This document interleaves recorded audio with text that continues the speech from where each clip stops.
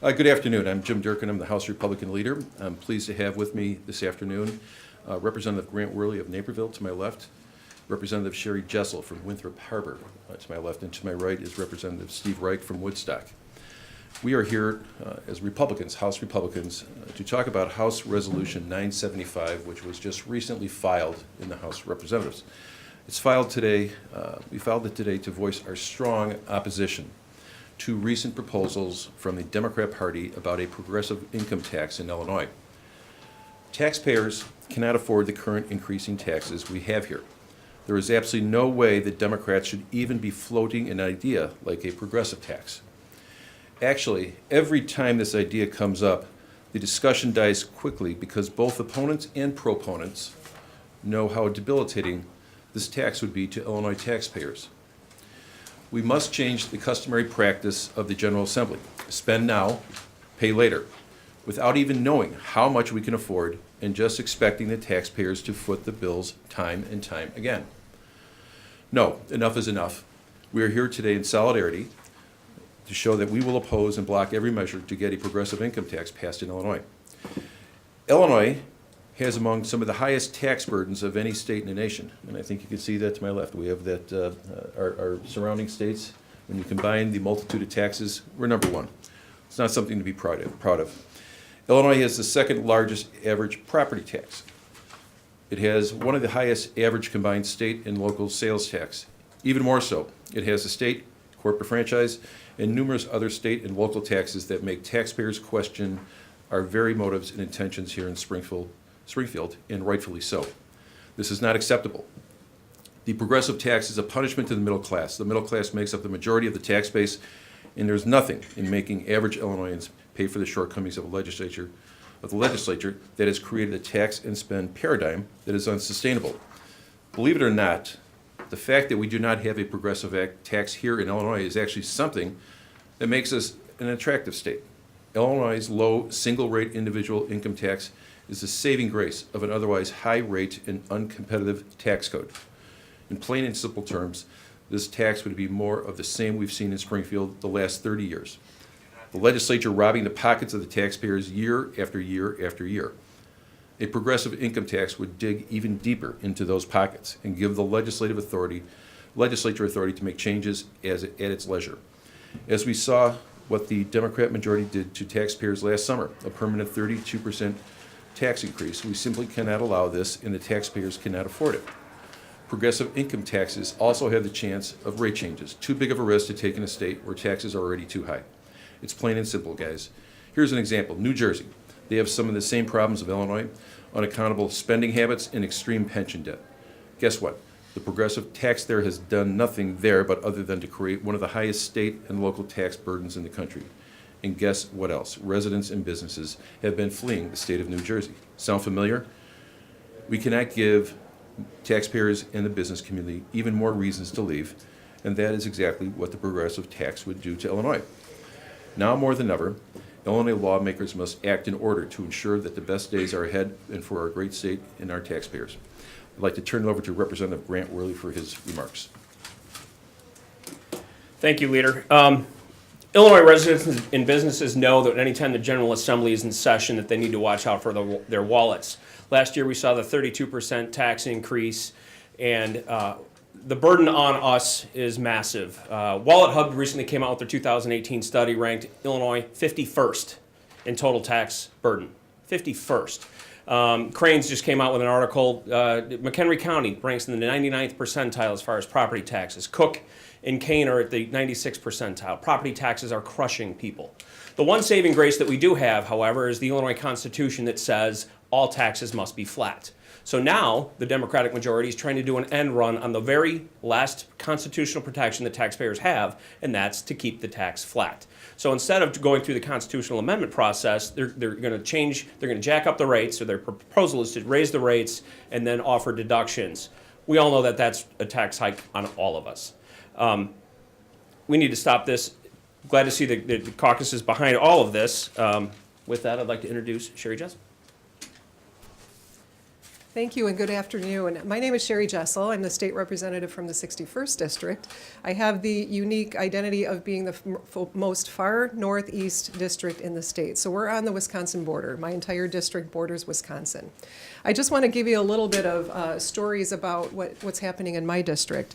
I'm contacted almost daily by people who are just crushed by this tax burden. In fact, I just had a conversation with a constituent last week who is a business owner, and he's approaching retirement. He said, I built my dream home here 20 years ago. My taxes have increased 300%. He went from $5,000 to $15,000 annually in property tax. He said he owns a business. He said, I cannot afford to stay here.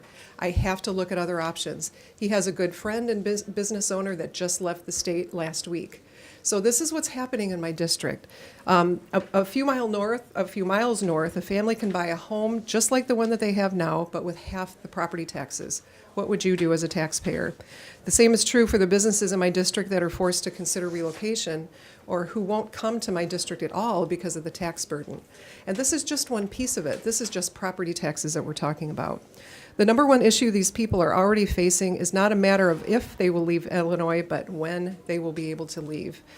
Just on my block alone, as I enter my subdivision, 3 houses just went up for sale last week. I've seen both family and friends to be forced into making the choice to leave. The impact is more than just the loss of people.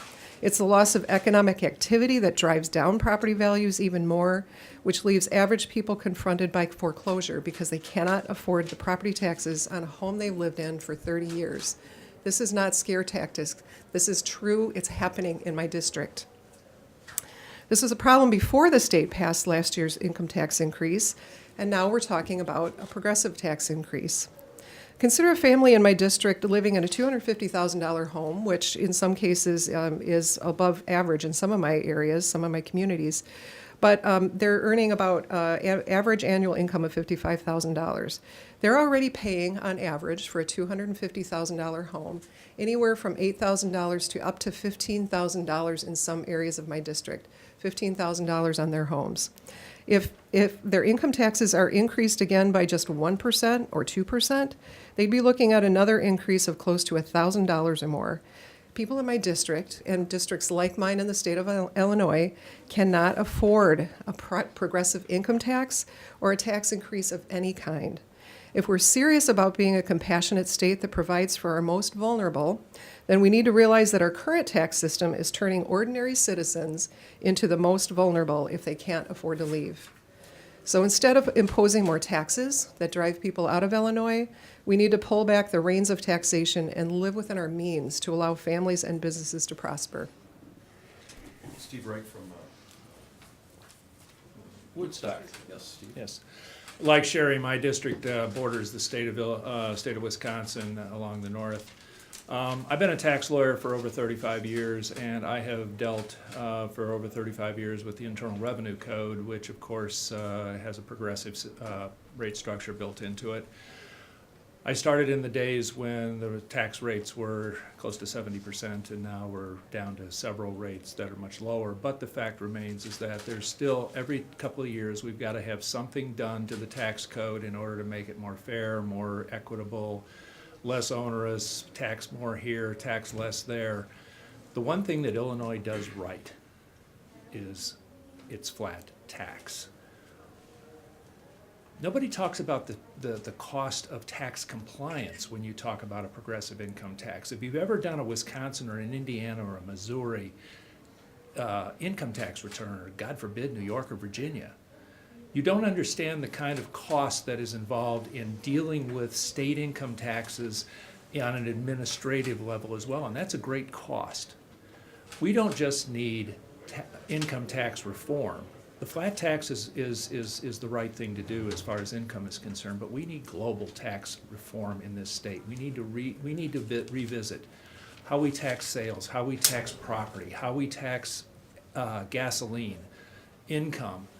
The entire global range of taxes that are collected in this state were built upon a time when we were a manufacturing powerhouse. I grew up in Kankakee, which was a manufacturing powerhouse back when I was in high school.